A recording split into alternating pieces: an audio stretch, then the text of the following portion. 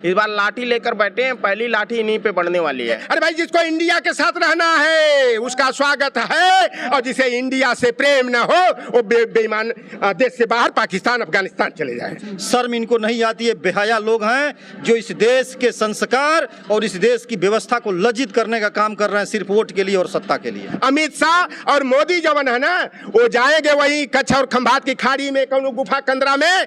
ये जो अली बाबा 40 चोर वाला गिरोह है ना, 38 दलों का, 2 परदवा की आड़ में चोरवा छिपे अभी हैं। में से 90 शोषितों ने ललकारा है। धन धरती और राजपाट में 90 भाग हमारा है। कहाँ है 90 भाग हमारा?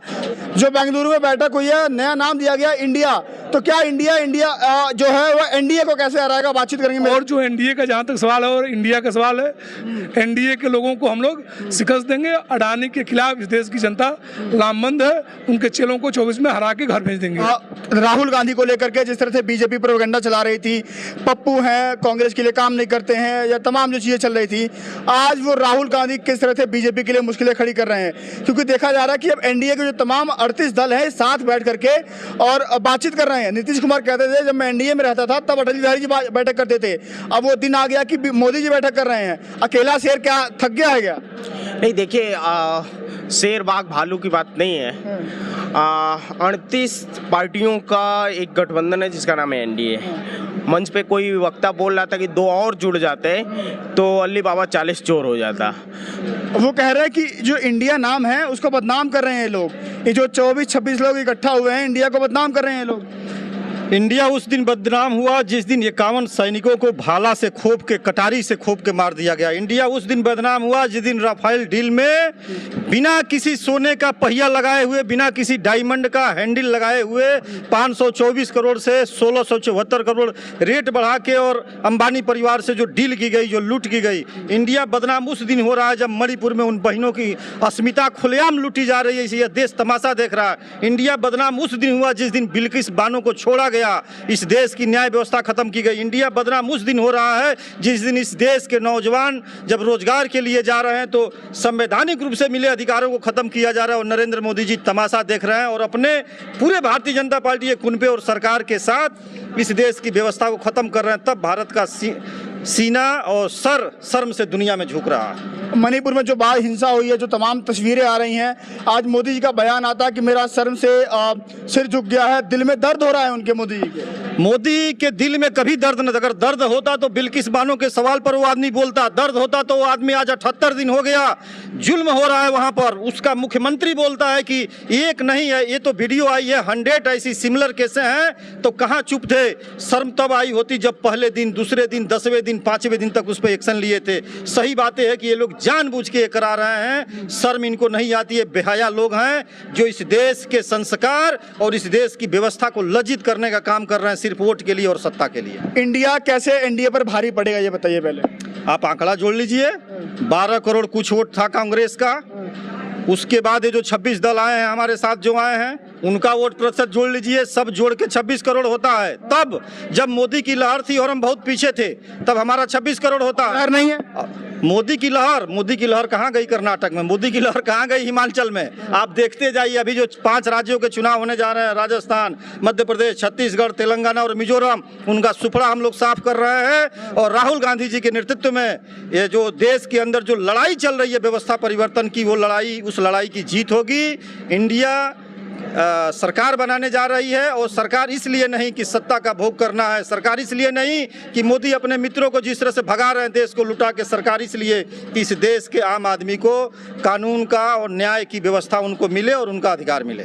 वो कह रहे हैं कि जो शेर है अकेला, मोदी नाम का जो शेर है एनडीए के पास, वो इन सब पे भारी है। अरे शेर नहीं, वो लीडर है। वो अपने को चौकीदार कहता था, अब तो शर्म आती है उस व्यक्ति का नाम सुन करके कि मैं भी चौकीदार मौकी। जो भी चटिया ना पहने जाना बेईमानवा, वो कहे मैं भी चौकीदार, मैं भी चौकीदार। देखिए, इंडिया नाम का जो गठबंधन बना है 26 दलों का, ये जो अली बाबा 40 चोर वाला गिरोह है ना, 38 दलों का, 2 परदवा की आड़ में चोरवा छिपे अभी हैं। सम्मान की बात करते थे, देश को बचाने की बात करते, मैं देश नहीं बिकने दूंगा, मैं शीश नहीं झुकने दूंगा। अरे बेईमानवा, कितना शीश झुकाओगे? आज खुलेआम मणिपुर में हमारी कुकी समुदाय की दो जो ईसाई धर्म से संबंधित है, मेती समाज, हिंदू समाज, आरएसएस वाले जो है नंगा करके बहन को घुमाते हैं। अरे उस देश में तुम्हारा शीश नहीं झुकता है। इंडिया कैसे एनडीए पर भारी पड़ेगा ये बताइए। और उनके साथ 38 दल हैं, आप कह रहे हैं 2 और छुपे हुए हैं, आपके पास 24-25 दल हैं, तो वो 40 आप 26-25 कैसे हराएंगे? देखो हमारे यहाँ कहावत कही जाती है ना कि काट की हांडी एक बार चढ़ती है, बार बार नहीं चढ़ती है। अब काट की हांडी बार बार नहीं चढ़ेगी।